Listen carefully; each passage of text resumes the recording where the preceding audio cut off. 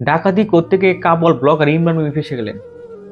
আসসালামু আলাইকুম প্রিয় দেশবাসী, আশা করি সকলে অনেক ভালো আছেন। আমি ভালো নেই এই জিনিসটা দেখার পর।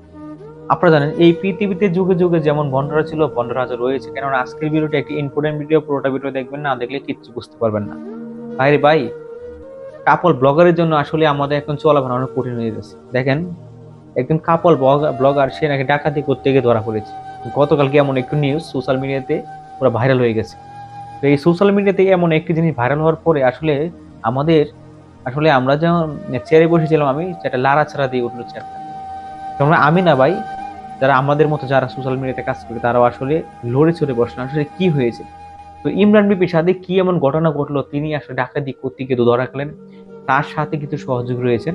তো কিভাবে সে আসলে ডাকাতি করলেন, তো কিভাবে ডাকাতি হলো, সম্পূর্ণ ভিডিও ফুটেজ আমি এই ভিডিওতে জানাবো। তো ভিডিও শুরু করার আগে একটি কথা, যারা এখন পর্যন্ত আমার এই চ্যানেল সাবস্ক্রাইব করেনি, প্লিজ সাবস্ক্রাইব করে পাশে বেল আইকনটি অন করে দেবেন। তো গাইস, আজকে ভিডিওটি হচ্ছে ইমরান বেপি, আপনারা জানেন কাপড় বগে সুমাইয়ার জামাই ইমরান বেপি। তো সে কিন্তু ইদানিং একটা সেলুন দিয়ে পুরো রাতাতে ভাইরাল হয়ে গেছে। আসলে সারাদিন কন্টেন্ট বানায় ও রাতের বেলা ডাকাতি করে। এই বিষয়টা নিয়ে আসলে সোশ্যাল মিডিয়ায় তোলপাড় হয়ে যাচ্ছে ভাই। কত হচ্ছে ইমরান বিপি কেন এই কাজটা করলেন, তার সাথে সহযোগীরা কেন এই কাজটা করলেন।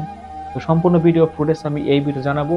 তো কত হচ্ছে ভিডিওতে যারা আপনারা দেখছেন ইমরান বিপি দেখেন, বেশি বকবক করার আগে একটু ভিডিও ফুটেজটা আপনারা দেখে আসি, তারপর বিস্তারিত আলোচনা করছি। আর এই মাদার তোদের সাথে আছে এই মাদার তোর লিডার রুবেল মুন্সি। খানকির বলার নাম রুবেল মুন্সি আমার বাড়িতে বেরোতে।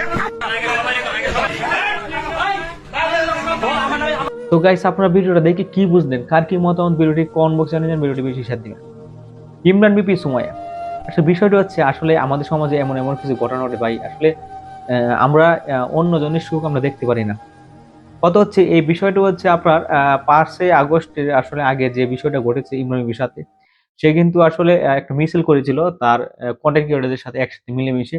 তো সেখানে একজন আওয়ামী লীগ নেতা, সে তার স্থানীয় নেতা, তার এতই সে দাপট, এখন পর্যন্ত তাকে কিন্তু ধরা হয় নাই। ইমরান বিপি একটা মামলা করার পরেও এখন তাকে ধরা হয় নাই।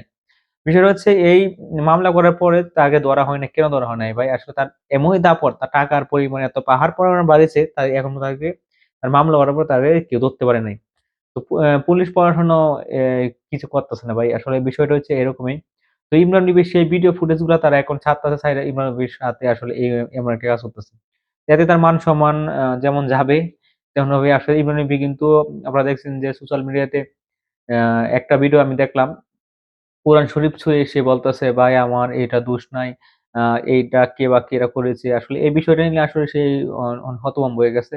তো গাইস, আর এসব ভিডিও ছাড়বেন না, তার সময় কিছু বলবেন না। আসলে এটা আসলে আপনার যেমন ক্ষতি হইতেছে তারও অনেক ক্ষতি হইতেছে ভাই। আসলে তার মনটা অনেক খারাপ হইতেছে, তার ফ্যামিলি।